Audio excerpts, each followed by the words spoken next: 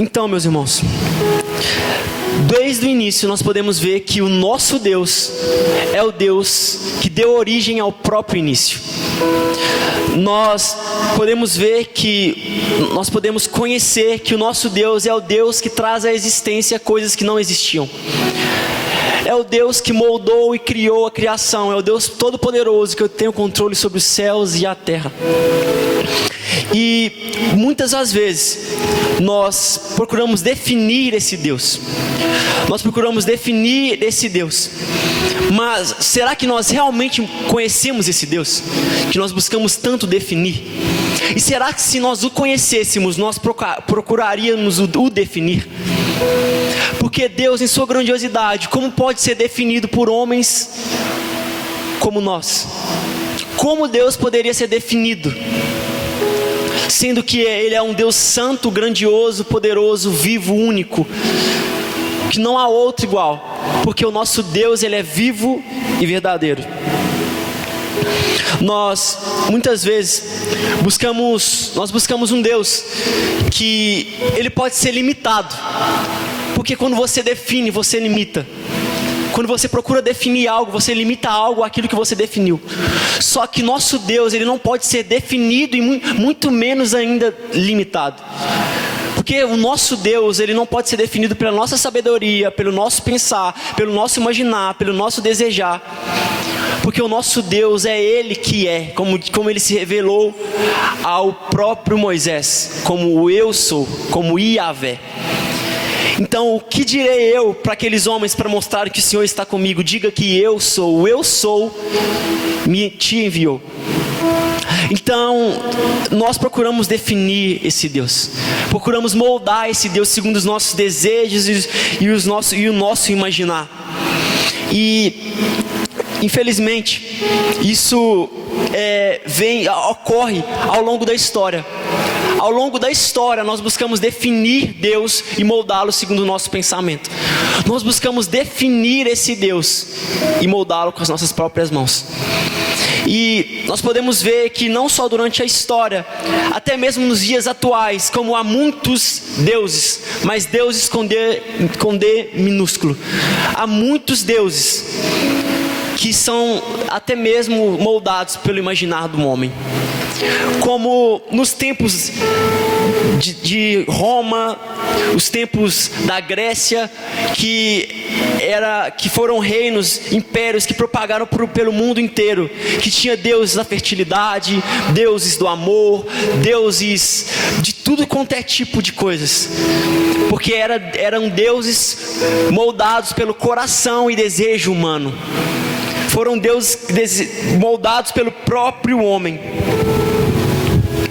Esses homens que criaram esses deuses no imaginar. Esses homens moldaram esses deuses ao imaginar. Mas isso não começou aí, e isso não começou com o povo, como nós dizemos, com os gentios, com um povo que não conhece a Deus. Como dizem em Efésios, no capítulo 4, diz que para não sermos como os homens, como aqueles que não conhecem a Deus, que procuram moldá-lo segundo o seu próprio pensamento. Porque não há como moldar a Deus segundo o próprio pensamento. Não há como moldar um Deus grandioso, como nós começamos o culto falando no Salmos 34, para nós voltarmos e engrandecermos esse Deus que é grandioso, vivo, único e perfeito. E se há uma palavra que nós temos a dizer a Deus é santo. É um Deus, nós temos um Deus que Ele é santo. Porque como nós conhecemos o significado da palavra, é um Deus que é separado, um Deus que não há outro igual. Um Deus que é grandioso, verdadeiro e único. Um Deus que nós tentamos encaixar Ele na criação, e de fato Deus é imanente, ou seja, de fato Deus Ele se revela na criação. De fato Ele revela os seus atributos, até mesmo os seus atributos através da criação. Porque acaso a criação poderia funcionar perfeitamente se não houvesse um Criador que fosse perfeito, que a moldasse, que a criasse de uma forma perfeita para funcionar de acordo com a perfeição do próprio Criador. Então, nosso Deus, Ele não se encaixa apenas dentro da criação, Porque o nosso Deus, ele não se limita ao que é criado, porque ele é além do que é criado. O nosso Deus, ele não se limita ao tempo, porque ele é além do tempo. Como até mesmo nós estávamos cantando, que venha o teu reino, e como nosso irmão estava falando sobre Jesus, que o reino tem a ver com Jesus, porque Jesus, ele é o rei dos reis, e de fato o seu reino é eterno, porque o rei desse reino, ele é eterno. O reino de Deus é eterno, porque Deus é eterno. Jesus Cristo, o Senhor, ele é eterno. E acaso nós, que buscamos até mesmo muitas vezes conhecer a Deus, não poderíamos limitar esse Deus ao nosso tempo? Não poderíamos limitar esse Deus ao presente, passado e futuro, pois ele é o início e o fim, e ele é o alfa e o ômega. Então nós não poderíamos definir esse Deus, de maneira alguma nós poderíamos definir esse Deus e criar um padrão até mesmo de adoração a esse Deus. Porque como o Edgar disse ontem, para quem estava aqui no culto da juventude, ele disse que para adorar a Deus é necessário conhecer a Deus. Então, e nós vivemos um processo de todos os dias conhecer a Deus, porque não tem como conhecer a Deus apenas dentro do tempo. Para conhecer a Deus plenamente como nós somos conhecidos, é necessário sair fora do tempo. É necessário ser elevado à eternidade. Como eu disse, ao longo da história, o povo foi se perdendo, até mesmo o povo de Deus, não somente os gentios, mas o povo de Deus se moldou a sua mente de acordo até mesmo com esse mundo, com a sabedoria do mundo, devido até mesmo à queda do homem. E devido a essa sabedoria, o homem caiu, e até mesmo no deserto, conhecendo e vendo Deus dos grandes feitos, mas Deus é muito mais do que os seus grandes feitos. Deus é muito mais do que os seus grandes feitos. Deus é muito mais daquilo que Ele pode fazer. E os homens começaram a querer moldar esse Deus. E nós podemos ver que durante o deserto, quando o homem faz um bezerro de ouro, por não saber esperar, em Deus, e não confiar nesse Deus, mesmo vendo tudo que já havia acontecido, o homem voltou e tentou moldar um padrão e criar um padrão para esse Deus. Acaso esses homens viram a Deus para moldar a Deus segundo tuas mãos e segundo o teu achar? Nem mesmo Moisés, como Deus disse que ele conversa com Moisés face a face, buscou moldar a Deus segundo o pensar, segundo o seu imaginar. E esses homens buscaram moldar o Senhor, buscaram moldar a Deus segundo o seu desejo e a sua imaginação. Nós podemos ver que é lógico que Deus não se agrada. Nós podemos dizer que Deus não se agrada de que nós possamos buscar pela nossa imaginação moldá-lo e defini-lo. Nós podemos ver que Ele não se agrada, assim como Ele disse ao povo no deserto. Ele disse também em Atos, no capítulo, se eu não me engano, 17, que Ele fala que nós somos indesculpáveis também, porque agora Ele se revelou a nós através de Jesus Cristo. E também por isso veio Jesus. Também por isso veio Jesus, além de nos salvar, nos conduzir a um relacionamento, nos conduzir a uma vida com Deus. Também por isso vem Jesus. Como dizem João, no capítulo 1, João capítulo 1, no versículo 17 e 18. Pois a lei foi dada por intermédio de Moisés, a graça e a verdade vieram por intermédio de Jesus Cristo. Ninguém jamais viu a Deus, mas o Deus unigênito que está junto do Pai o tornou conhecido. Ninguém jamais viu a Deus, mas o Deus unigênito que estava junto do Pai o tornou conhecido. Então, Jesus, ele veio para revelar o Pai. Ele veio para se revelar e para mostrar e para nos permitir conhecer a Deus. Então por isso também veio Jesus, para fazer o único Deus e verdadeiro Deus conhecido. Ele veio para nos revelar a sua grandiosidade, para nos revelar a sua majestade. Ele veio com graça para nos salvar e com verdade para nos revelar quem Ele é. Deus único e verdadeiro, para que nós pudéssemos o conhecer de fato, não só por uma imagem como trouxe Moisés, não só por uma sombra como trouxe Moisés, mas agora pelo verdadeiro Deus encarnado, se descendo, se humilhando para se revelar aos homens, se colocando como homem para mostrar como se é o divino e poderoso Deus. E até mesmo após a ressurreição de Jesus, nós podemos ver que surgiram ideias de que, durante até mesmo a história mais recente da igreja, a ideia de que Jesus não fosse Deus, a ideia de que ele só fosse um homem perfeito, mas que ele não fosse Deus. Mas de fato nós os conhecemos que, como diz a palavra do Senhor, ele é o Filho do homem, ele é Deus, ele é Deus, Jesus é Deus. E em Atos, como eu estava dizendo, após a ressurreição e a morte de Jesus, é relatado um grande avivamento. Em Atos mostra um grande avivamento.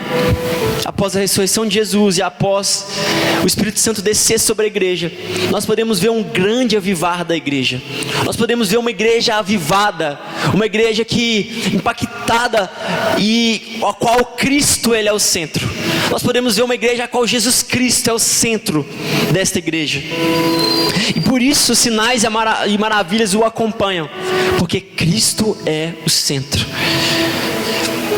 E nessa crescente da igreja, a igreja crescia,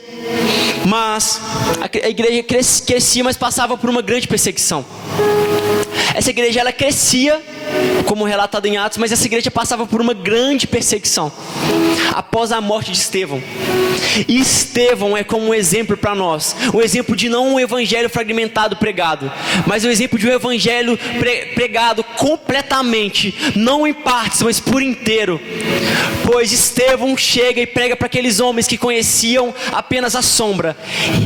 Ele pega a imagem perfeita, ele prega o evangelho perfeito, desde o início, desde a criação até a redenção do Senhor Jesus, até a salvação revelada, desde o Messias esperado para o Messias que veio. Estevão vem e prega essa mensagem, e o povo se escandalizam, pois para eles já tinham uma imagem de Deus formada, eles já tinham a imagem de um Messias esperado, eles já tinham a imagem de um Messias que eles imaginavam e moldaram segundo o seu próprio imaginar e segundo o próprio pensamento. E por isso eles deixaram passar a maior graça, que é de conhecer o próprio Deus, que é de caminhar com o próprio Deus, que é de olhar para o próprio Deus, que é de viver a presença do próprio Deus, por querer se moldar de acordo com a própria vontade. E assim eles passavam, após a morte de Estevão, por uma grande perseguição. Eles passavam por uma grande perseguição, mas por viver o verdadeiro evangelho. E só é perseguido quem vive o verdadeiro evangelho.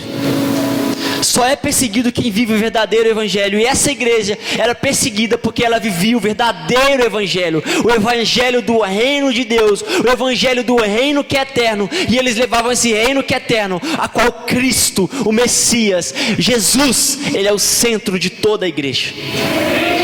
Porque a igreja, na verdade, ela não é sua própria, porque Cristo, ele é o Senhor da igreja, porque a igreja, ela é o corpo do Cordeiro, ela é o corpo de Cristo Jesus. Nós somos o corpo do Senhor, mas na verdade ele é o cabeça. E essa igreja mostra que era uma igreja guiada pelo cabeça, guiada por Cristo Jesus. E assim se dá essa perseguição. E contextualizando, chegando com isso tudo posto, essa é o enredo que se encontra esse texto. E nisto, com a perseguição do povo, o evangelho sendo pregado, o evangelho verdadeiro sendo pregado, e o Senhor sendo levado, proclamado o nome de Jesus Cristo. Nisto, após essa dispersão do povo, que foram dispersos de Jerusalém por causa da perseguição, por levar o verdadeiro evangelho, nisso chega Filipe. Ele chega ao Filipe, uma cidade samaritana. Uma cidade que, como também foi dito ontem, uma cidade samaritana, uma cidade que não conhece a Deus. Como Jesus ele diz à mulher samaritana: como vocês podem adorar quem vocês não conhecem? Como foi dito ontem, até mesmo para eu dizer, como a gente pode adorar aquilo que nós não conhecemos, quem nós não conhecemos? Como nós podemos exaltar quem nós não conhecemos? Não dá como adorar quem nós não conhecemos, porque um verdadeiro adorador adora quem ele conhece, exalta quem ele conhece. E de fato nosso Deus ele é digno de toda adoração, de toda entrega. Nosso Deus ele é digno de toda honra, de toda glória, para todo sempre, amém. E ele é digno, mas o Senhor não quer de nós uma adoração enganosa, falsa, mentirosa. Ele quer de nós que nós sejamos uma igreja que conhece o verdadeiro Deus, que vive o verdadeiro Deus, que se entrega ao verdadeiro Deus. E nisso chega Filipe, essa cidade samaritana, a um povo que não conhece a Deus, para anunciar as boas novas, para anunciar Cristo. E isto é acompanhado de sinais e maravilhas. Filipe vem pregando o reino, vem pregando Cristo, vem levando Jesus, e isto é acompanhado de sinais e de maravilhas. E sinais e maravilhas o acompanham. Mas o mais importante não é os sinais e maravilhas, mas é o nome que é pregado, o nome de Jesus Cristo, o Senhor.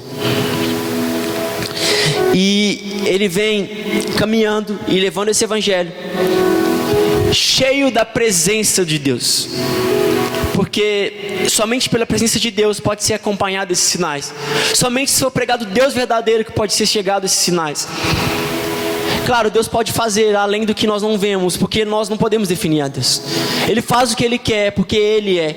Ele faz quando Ele quer, porque Ele é. Porque Ele pode. E assim se dá esse contexto. Filipe chegou a essa cidade. O reino chegou a essa cidade.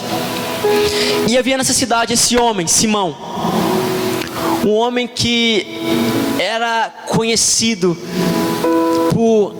por um poder, porque eles diziam que era divino, até mesmo por não conhecer a Deus, como eu disse.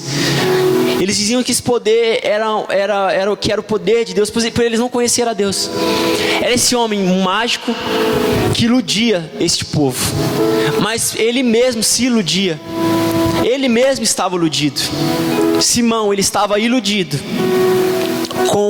até mesmo com o seu ego, porque o povo seguia, aquele povo seguia Simão, aquele povo estava em busca de sinais e maravilhas, em busca do poder, de um poder revelado. Por isso aquele povo seguia, Simão, este homem que era um mágico. Por isso esse povo seguia.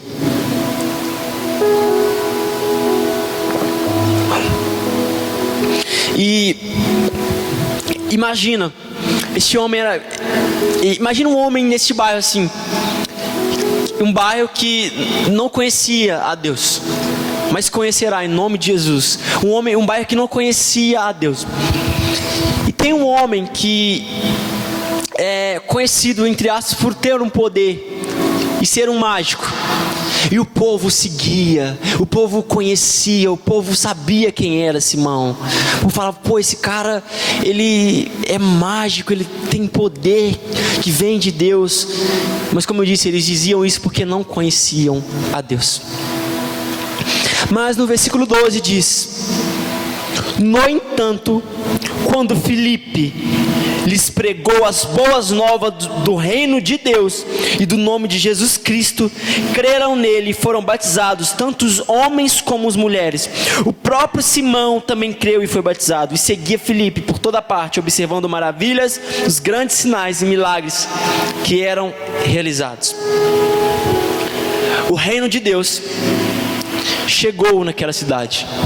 O reino de Deus chegou naquela cidade. E quando chega o verdadeiro evangelho do reino de Deus, há transformação. Porque como nós cantamos, que venha a nós o teu reino, e o seu reino através da vida de Filipe chegou naquele lugar. Jesus Cristo havia chegado naquela cidade. E aqueles que seguiam Simão e falavam que esse homem tem um poder que vem de Deus, passaram a seguir Filipe. Mas em vez de Filipe tomar para si aqueles homens, ele não falava de si. Filipe não falava de si, Filipe falava de alguém que veio, mas que voltará. Filipe falava de Jesus Cristo, Senhor. Filipe não exaltava o seu nome como Simão. Filipe exaltava o nome de Cristo Jesus. Filipe exaltava o nome de Jesus. Filipe estava lá para fazer Jesus conhecido e não para ter um nome conhecido. Ele estava, não o próprio nome, mas ele estava para fazer o nome do Senhor Jesus conhecido. Para fazer o nome do Senhor Jesus conhecido. Porque aquele povo já vinha sendo perseguido, o povo de Deus já vinha sendo perseguido. Muitos até mortos, como Estevão. Mas ele não tinha amor à própria vida, porque ele continuou levando o reino. O povo continuou levando o reino. O povo continuou levando o nome de Jesus, porque a mensagem do Evangelho é mais importante do que as nossas vidas. A mensagem genuína e verdadeira, ela é mais importante do que a mim e a você. Ela é muito mais importante do que a nossa vida. E isso Jesus ensinou a ele. Isso Jesus ensinou aos seus discípulos, que agora eram apóstolos enviados por Cristo. Isso Jesus ensinou aqueles homens, ensinando a os lavar o pé, além de ter os, ou ao contrário de ter os pés lavados, de buscar para servir, ao invés de buscar ser servidos. E assim chegava o reino de Deus, um povo que servia em vez de buscar ser servido, um povo que engrandecia o nome de Jesus em vez de buscar ser engrandecido. E assim chegou Filipe, porque como Jesus nos disse em João 13, que acaso o mensageiro é mais importante do que aquele que envia a mensagem, que envia o mensageiro? Acaso o mensageiro, aquele que é enviado, é mais importante do que aquele que o envia? E Filipe mostra que o que mais importa era o nome de Cristo, não era o seu nome. E por isso o reino de Deus era verdadeiramente propagado e Jesus Cristo era conhecido e seguido naquela cidade. E até mesmo esse Simão ouviu a mensagem, creu. Como é relatado, ele creu. E porque talvez ele via os sinais e maravilhas que eram pregados. E Jesus havia chegado naquela cidade. Então, quando chega a verdadeira mensagem, o verdadeiro evangelho na cidade, quando chega o verdadeiro evangelho, as coisas têm que ser transformadas, as coisas têm que ser mudadas, as coisas têm que serem moldadas segundo Cristo, não segundo outros padrões. Não tem que ser buscado outro padrão, mas o padrão de Cristo, o padrão segundo Cristo, o evangelho do reino de Deus. E no versículo 18, mais abaixo, vou continuar lendo do 12 até o 18. No entanto, quando Filipe lhes pregou as boas novas do reino de Deus e do nome de Jesus Cristo, creram nele e foram batizados, tanto homens como mulheres. O próprio Simão também creu e foi batizado. E seguia Filipe por toda parte, observando maravilhado os grandes sinais e milagres que eram realizados. Os apóstolos em Jerusalém, ouvindo que Samaria havia aceitado a palavra de Deus, enviaram para lá Pedro e João. Eles, ao chegarem, oraram para que eles recebessem o Espírito Santo, pois o Espírito ainda não havia descido sobre nenhum deles, tinha apenas sido batizado em nome de Jesus. Então Pedro e João lhes impuseram as mãos e eles receberam o Espírito Santo.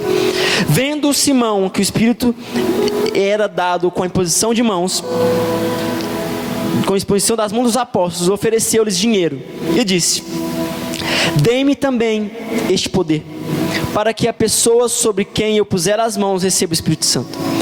Pedro respondeu: pereça você e seu dinheiro. Você pensa que pode comprar o dom de Deus com dinheiro? E Simão, esse homem, que era um homem, como eu disse, um mago, que era conhecido por um poder enganoso, que era conhecido por um falso poder, que era até mesmo atribuído a Deus, sendo que não era de Deus. Ele vê esse grande poder de Deus, ele vê esse grande levar do reino de Deus. Ele observa e vê que há um poder, só que ele não entende que esse poder não vem deles, que esse poder vem do próprio Cristo. E nós podemos ver que nessa parte, nesse texto, Um Deus que não pode ser moldado e nem comprado. Um Deus que não pode ser moldado e nem comprado. Deus, Ele não muda. E graças ao Senhor, graças a Ele mesmo por isso. Porque Deus, Ele não muda. Deus, Ele continua sendo o mesmo. Desde o início. Mesmo quando nós tentamos moldar a Deus. E muitas vezes nós somos pessoas que tentamos moldar a Deus. Nós falamos, Deus é assim, Deus é assado, Deus é daquele jeito, Deus é daquele outro jeito. Mas até mesmo como dizem em Apocalipse, muitos dirão, ali estão Jesus. Não, ali estão Jesus. Não, ali estão Jesus. Mas nós que conhecemos a verdade, sabemos aonde encontrar Jesus. Jesus é encontrado na palavra de Deus. O verdadeiro Jesus é encontrado na palavra de Deus. Não como quando muitos dizem, ali Jesus está, lá está, lá está. Não, Jesus, o verdadeiro Cristo, ressurreto, vivo e glorioso, é encontrado na palavra de Deus. Porque da criação ao fim é pregado sobre o Cristo verdadeiro, é pregado sobre o Deus verdadeiro. Do início ao fim é pregado sobre o nosso Deus e como nós podemos conhecer esse Deus. Mas muitas das vezes nós buscamos moldar esse Deus de acordo com os nossos desejos e vontades. Nós buscamos moldar a Deus e pelo imaginar, como eu disse mais atrás, pelo nosso imaginar. E às vezes nós falamos assim, às vezes nós passamos coisas durante a nossa vida, algo durante a nossa vida e nós falamos assim, mas que Deus quer fazer isso, mas que Deus quer fazer aquilo, mas que Deus quer fazer assado, mas que Deus aquilo. Acaso nós somos Deus para determinar o que Deus quer fazer ou não quer, o que Deus está fazendo ou não está? Acaso nós somos Deus para definir como Deus é ou como Deus era, como nós podemos, pela graça, na verdade somos nós quem deveremos ser moldados por Deus. Somos nós que devemos ser moldados pelo conhecimento de quem Deus é, e não o contrário. Não é Deus que tem que ser moldado de acordo com o que nós pensamos, mas nós devemos ser moldados de acordo com o coração de Deus, de acordo com o caráter de Deus. Somos nós que temos que ser moldados. Somos nós que temos que ter um caráter transformado. E somos nós que temos que receber um novo coração. E não somos nós que definimos como é o coração de Deus. É pela palavra de Deus que nós podemos conhecer o coração de Deus. Não é segundo um achar, um sentir, porque o nosso coração é enganoso. Mas Deus, Ele é o mesmo. Deus, Ele é o mesmo. Deus, Ele é a verdade. Deus, Ele é o mesmo, o caminho, a verdade e a vida. Deus, Ele é o mesmo. O Deus que é criador, um Deus que é manso e humilde. E nós só podemos saber isso se nós voltarmos à palavra de Deus. Não segundo um achar, um achismo, um pensar, um imaginar, não. Somente através da palavra de Deus que nós podemos conhecer a Deus. Porque para pensar. Se não tivesse a palavra de Deus, como nós conheceríamos o verdadeiro Deus? Nós jamais conheceríamos o verdadeiro Deus se não fosse a palavra de Deus. E por isso essa palavra está aqui, meus irmãos. Por isso Deus nos deixou essa mensagem da história através de quem Ele é, de poder conhecer a história através de quem Ele é, e não de maneira que nós pensamos e nós achamos, mas a história através do olhar de Deus, através de como Deus vê e como Deus quer, mas não só como foi o início, mas de como será o fim.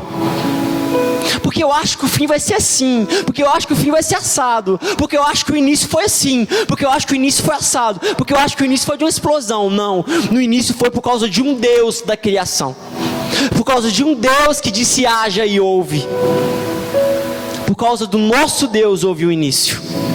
Por causa do nosso Deus. E não por causa do nosso imaginar, meus irmãos. E às vezes pelo imaginar e por não confiar em Deus, nós queremos moldar essa imaginação.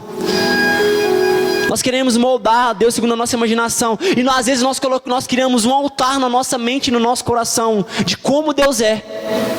Nós criamos um altar. E foi tocado um louvor lindo aqui falando sobre estar diante de Deus. E sobre estar diante de Deus não é sobre criar altar, mas é estar diante do altar, diante dos pés de Deus.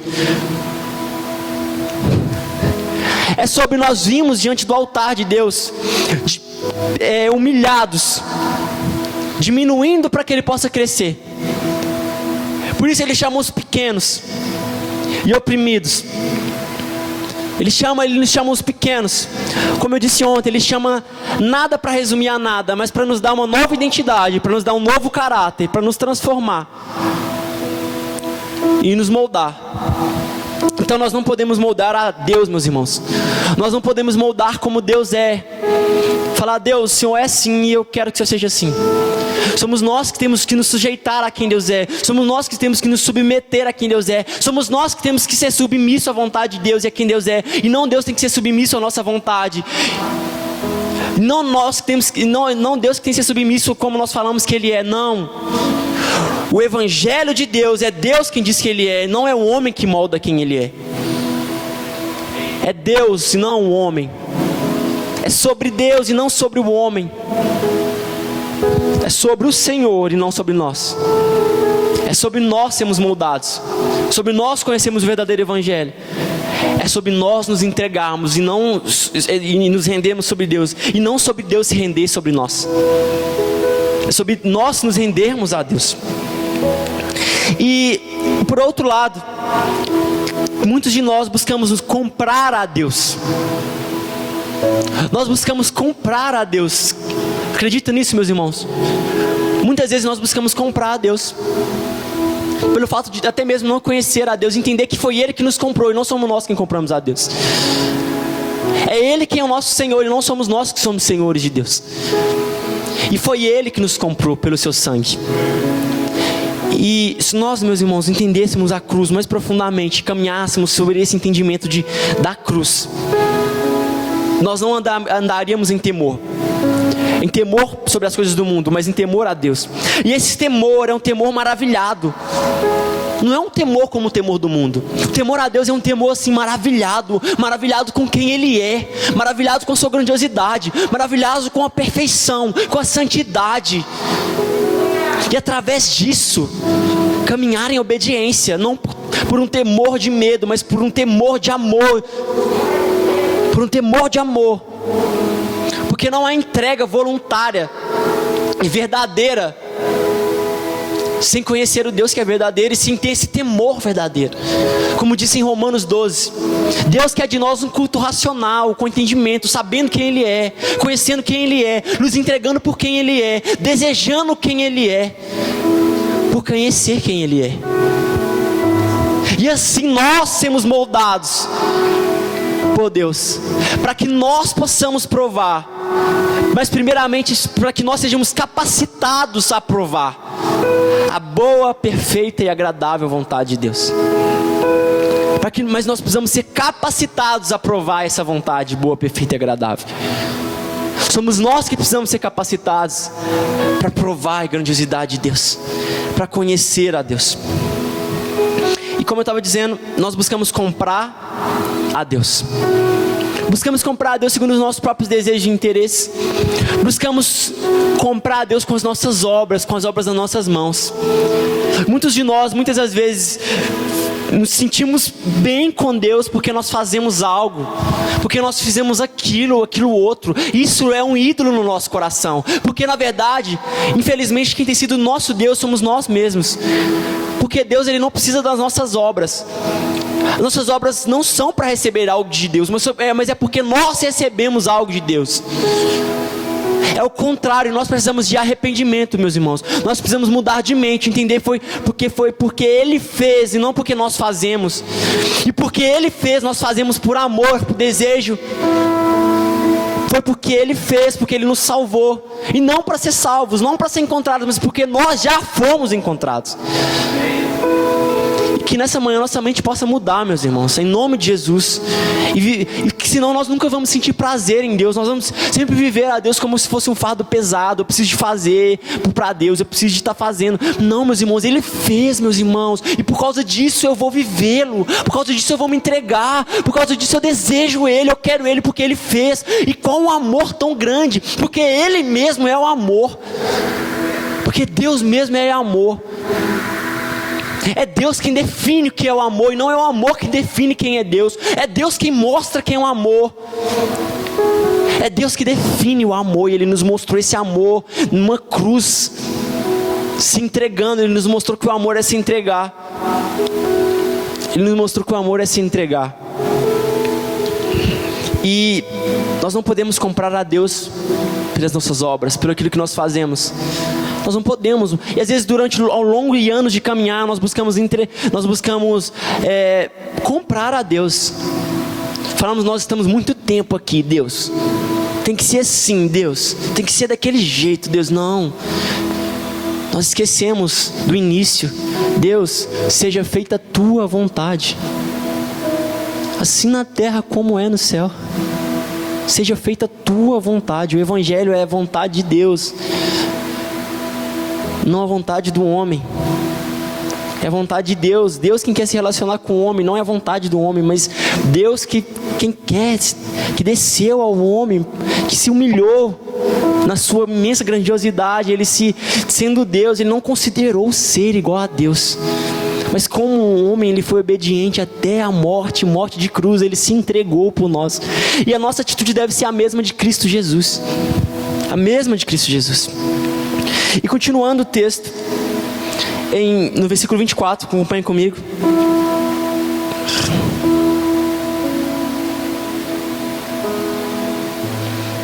Diz assim: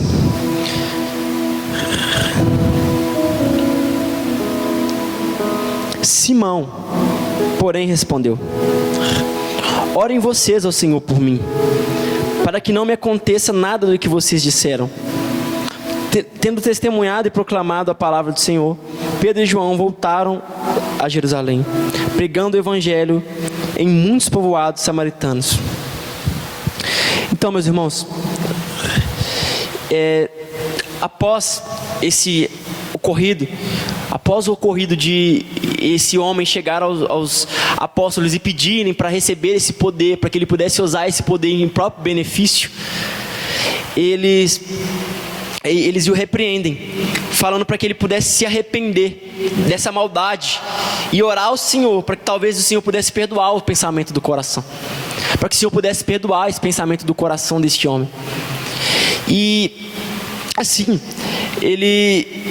esse homem, ele se retira da responsabilidade de orar a Deus. Ele se tira dessa responsabilidade de se arrepender, porque é mostrado nesse texto que é ele quem precisa se arrepender. É ele quem precisa se arrepender, e não há como os apóstolos se arrependerem por ele, porque o arrependimento tem que ser no coração dele. O arrependimento tem que fluir do coração dele. E Simão, ele pede que orem vocês ao Senhor por mim, para que não me aconteça nada do que vocês disseram. Não há como conhecer Jesus apenas pela palavra dos outros. Não há como conhecer a Deus apenas pela palavra dos outros. Porque, meus irmãos, muitas das vezes nós vimos na igreja para conhecer a Deus. Só que nós não podemos conhecer a Deus segundo apenas as palavras de homens. Não segundo apenas as palavras de homens. E talvez nós passamos anos e anos e anos buscando conhecer a Deus segundo a palavra dos homens, segundo o que os homens nos dizem, segundo o que os homens nos falam. E isso para nós é uma armadilha, porque muitos homens não pregam o verdadeiro Cristo. Muitos homens não levam o verdadeiro Cristo. E glória a Deus por essa igreja, pela graça de Deus sobre nós, porque nós somos ensinados pela graça de Deus a levar o verdadeiro Evangelho e a viver o verdadeiro Evangelho. Aqui, graças a Deus, nós buscamos entender o texto e voltar para nós entendermos a palavra de Deus verdadeiramente. Mas não é em todo lugar que o verdadeiro Evangelho é pregado. Em muitos lugares é pregado um evangelho distorcido. O evangelho que é sobre bens, que é sobre bênçãos. Um evangelho que não há arrependimento. Um evangelho que não há mudança e transformação de vida. Um evangelho apenas de vitórias. E de fato nós temos a vitória, porque em tudo nós somos mais que vencedores. Mas não é sobre uma vitória de bens, uma vitória de casa, uma vitória de carro, não é sobre uma vitória de bens materiais, mas é sobre a vitória de Cristo. é sobre a vitória de Cristo numa cruz, uma vitória bem diferente da do mundo. Uma vitória a qual ele se humilhou e se entregou. Uma vitória a qual ele foi morto, mas ressuscitou. Não é uma vitória segundo os padrões do mundo, né? Uma vitória de exaltação, de mostrar. Porque na verdade é aquele que se humilhar que será exaltado. Não é aquele que é humilhado que é exaltado. Mas Jesus, ele nos mostra esse exemplo. Ele se humilhou e pela humilhação dele nós temos a vitória nele. Nós temos a vitória no Senhor, porque o Senhor, ele é a nossa vitória. Então, nós podemos ver que, infelizmente, o Evangelho foi distorcido. Em muitos lugares o Evangelho é distorcido. Cristo é o centro, mas em muitos lugares Cristo já deixou de ser o centro do Evangelho. E talvez até mesmo no nosso coração Cristo deixou de ser o centro. E até mesmo no Evangelho que nós conhecemos, Evangelho, entre aspas, talvez Cristo deixou de ser o centro. Talvez o centro passou a ser os seus desejos. Talvez o centro passou a ser o seu imaginar, o Deus que você criou no seu coração. Talvez isso tenha sido o centro. Eu estava meditando e pensando durante a semana que às vezes nós definimos tanto Deus. Deus ele age assim, tal, dessa maneira, daquela outra maneira. Mas em tudo Deus tem um controle de todas as coisas, com certeza. Mas nós precisamos conhecer além, Deus além das palavras de pessoas. Nós precisamos conhecer além, Deus além do que nós moldamos e imaginamos. Nós precisamos conhecer a Deus além, meus irmãos. E nós podemos ver que, como eu estava dizendo sobre os dias de hoje, imagino que vocês veem que é pregado sobre um copo de água, é pregado sobre uma madeira para você comprar, e é pregado sobre você pegar uma água e que vai se abençoar. Mas o Evangelho verdadeiro não começou com Cristo na cruz. É sobre Cristo na cruz, mas não começou com Ele na cruz. O Evangelho verdadeiro começou lá atrás. Da geração de Abraão será abençoada toda a humanidade, toda a terra. E de fato, a nossa bênção, meus irmãos, é Cristo Jesus. A nossa bênção, meus irmãos, é Jesus Cristo, Senhor. Ele é a nossa bênção, meus irmãos. Se a gente receber algo, amém, glória a Deus, aleluia. Mas o que importa não é mais as bênçãos que nós recebemos dele, mas é Ele que é a nossa bênção. Ele é o que mais importa. É Jesus Cristo, Senhor. Ele é o que mais importa. O que mais importa é nós termos um relacionamento vivo com o nosso Deus. Nós temos um relacionamento vivo com o Senhor. E nós não podemos conhecer a Deus, Jesus, pelas palavras dos outros. E nos mostra que Simão ele não havia entendido. Esse texto aqui nos mostra que Simão ele não havia entendido. Ele voltou aí a pedir aqueles homens. Ele estava, primeiro nos mostra que ele estava olhando também para aquilo que o ocorreria. Simão ele está falando, para que não me aconteça nada do que vocês dissem. Os apóstolos estão falando porque ele deve se arrepender. Mas ele está preocupado com o que vai acontecer a ele. Ele está preocupado com o que pode ocorrer a ele. Mas ele não está preocupado em conhecer a Deus. Ele não está preocupado a se render e a se arrepender verdadeiramente a Deus. Não é essa a preocupação dele nesse momento. Ele está preocupado consigo mesmo. Ele está olhando para si mesmo. Mas se tem uma coisa que o Evangelho também faz, é voltar os nossos olhos para Deus e não mais para nós. Se tem uma coisa que o Evangelho faz, é nos matar junto na cruz com Cristo, para que nós nos tornemos uma nova criatura. Como Paulo diz, que não sou eu mais quem vivo, mas que Cristo viva em nós. Se tem uma coisa que o Evangelho faz, é derramar a vida dele através do seu sangue em nós. É derramar a vida de Cristo em nós. Isso que o Evangelho faz conosco. É derramar a vida de Deus em nós. É essa bênção em ser... em poder participar com Cristo, em ser co-herdeiro de Cristo e herdeiro de Deus. Isso é a verdadeira bênção do Evangelho. E os nossos tesouros não se encontram aqui, mas os nossos tesouros se encontram no céu, meus irmãos. Essa é a nossa verdadeira bênção. É Jesus Cristo, Senhor. Ele é a nossa bênção. E ele podia conversar com Jesus. Até mesmo os discípulos o incentivam, aqueles líderes incentivam a conversar, a eles a irem até mesmo conversar com o Senhor Jesus. E esses homens nos mostram uma característica de uma verdadeira liderança em Deus, que é apontar para Cristo e não apontar para si mesmo. Aquele homem espera receber dos apóstolos, mas os apóstolos o incentivam a voltar e a buscar de Deus, a buscar o arrependimento de Deus, porque é Deus quem dá o arrependimento ao homem, é Deus, o Espírito Santo de Deus, que produz o arrependimento em nós, e não é um homem que pode gerar o arrependimento em si mesmo. Não sou eu quem falo a vocês que produz o arrependimento em vocês, mas é o Espírito Santo de Deus, que através da palavra de Deus produz o arrependimento em vocês e em mim. É o Espírito Santo de Deus que produz o arrependimento em nós, e não o contrário.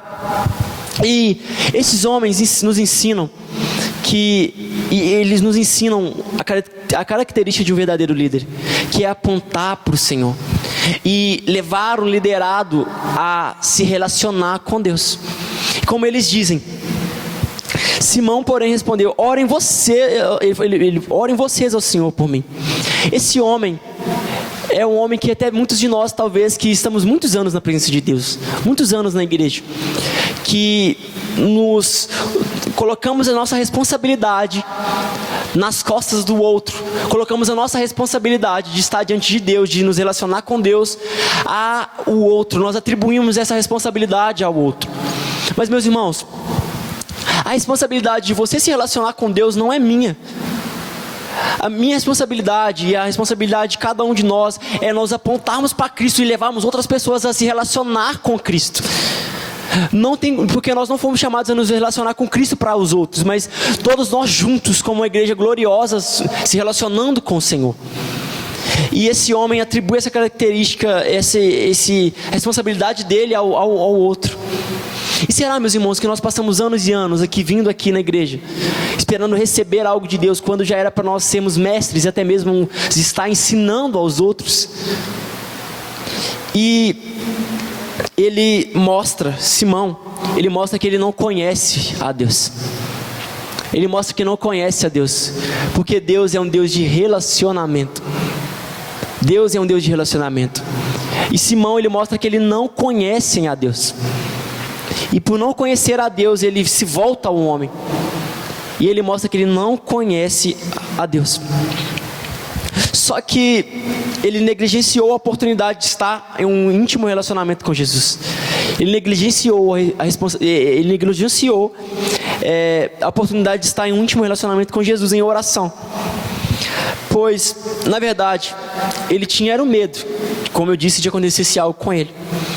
Mas, meus irmãos, mesmo para homens que têm um coração quebrantado, mesmo para homens que se humilham diante de Deus, mesmo para homens que realmente buscam a Deus, buscam se entregar a Deus, buscam conhecer a Deus verdadeiramente, e mesmo para homens que conhecem a Deus, é como aqueles homens que conheceram e caminharam com Deus, como Pedro e João. Mesmo que para homens que conhecem a Deus, e para conhecer a Deus é necessário ter um coração quebrantado. É necessário ter um coração quebrantado para conhecer a Deus, o verdadeiro Deus, não o Deus do nosso próprio benefício, mas o Deus verdadeiro. Para conhecer esse Deus verdadeiro é necessário ter um coração quebrantado. E mesmo como eu estava dizendo, para homens que conhecem a Deus, esses homens que conhecem a Deus, que podem conhecer mais a Deus, jamais conhecerão a Deus plenamente aqui nessa terra. Jamais conheceremos a Deus plenamente aqui nessa terra. Jamais conheceremos a Deus plenamente, conheceremos o Senhor plenamente aqui nessa terra. Porque nós poderíamos conhecer Deus aqui somente em partes. Como eu estava dizendo lá no início, nós só podemos conhecer Deus aqui em partes. Mas haverá um dia quando nós conheceremos o Senhor Ele plenamente. Haverá um dia quando nós poderemos conhecer o Senhor plenamente. E esse dia será apenas o dia que Ele vier nos buscar. Apenas o dia que Ele vier nos buscar. Então por que nós não desejamos a eternidade?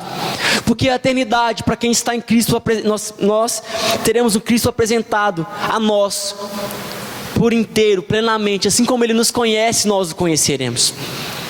E esse homem mostrou que ele não conhecia a Deus. que ele não conhecia o Senhor, o Deus do relacionamento. Meus irmãos, o Evangelho estava sendo propagado, o Evangelho estava sendo conhecido, o verdadeiro Evangelho, através da vida daquele povo perseguido, Cristo no centro, ele via sendo pregado. E quando chegaram naquela cidade, houve a transformação, e muitos homens e mulheres foram impactados e tocados. Muitos homens e mulheres foram tocados e impactados pelo Evangelho do Senhor. Mas infelizmente esse homem, Simão, ele não havia entendido.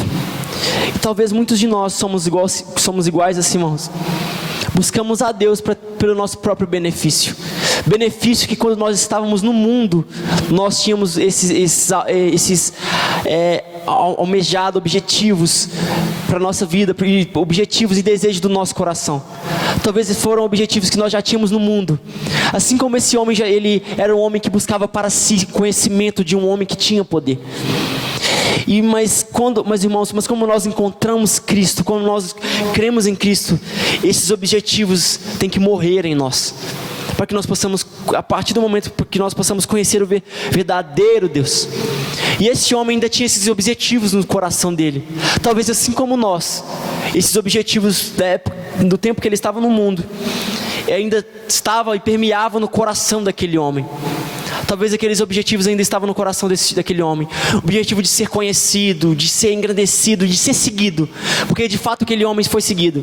Mas a partir do momento que Jesus Cristo chegou naquele lugar, Jesus Cristo passou a ser seguido. E não mais o homem, mas Jesus Cristo, Senhor. E aqueles homens apontavam para Jesus. Aqueles homens apontavam para Jesus Cristo, Senhor. Eles apontavam para Jesus, e por isso o verdadeiro Evangelho era propagado, e por isso hoje nós estamos aqui, porque o verdadeiro Evangelho foi pregado lá atrás, porque o sangue dos mártires, o sangue de Cristo foi derramado por nós, por isso nós estamos aqui. Por isso nós estamos aqui, porque nós fomos alcançados pelo verdadeiro Evangelho. Mas muitas das vezes nós nos remetemos e voltamos atrás, a buscar os desejos do velho homem, os desejos do homem que já deveria ter morrido, que todos os dias deve morrer, todos os dias deve morrer. Meus irmãos, que o velho homem possa morrer em nós, que os velhos desejos ele possam morrer em nós, que os velhos anseios possam morrer em nosso coração, e que a nossa vontade seja viver a vontade de Deus, seja de conhecer esse Deus que é verdadeiro, e não de conhecer o Deus do nosso próprio interesse, o Deus do nosso próprio benefício, mas que nós podemos conhecer e viver o benefício que é de viver o verdadeiro Deus, o Deus de toda a criação, o Deus criador dos céus e da terra e de tudo que nela há. Que nós possamos nessa manhã voltar os olhos para Deus, a conhecer a Deus, a conhecer o verdadeiro Deus, o verdadeiro Senhor, o Rei dos reis e Senhor dos senhores. Feche os seus olhos comigo. Senhor Jesus,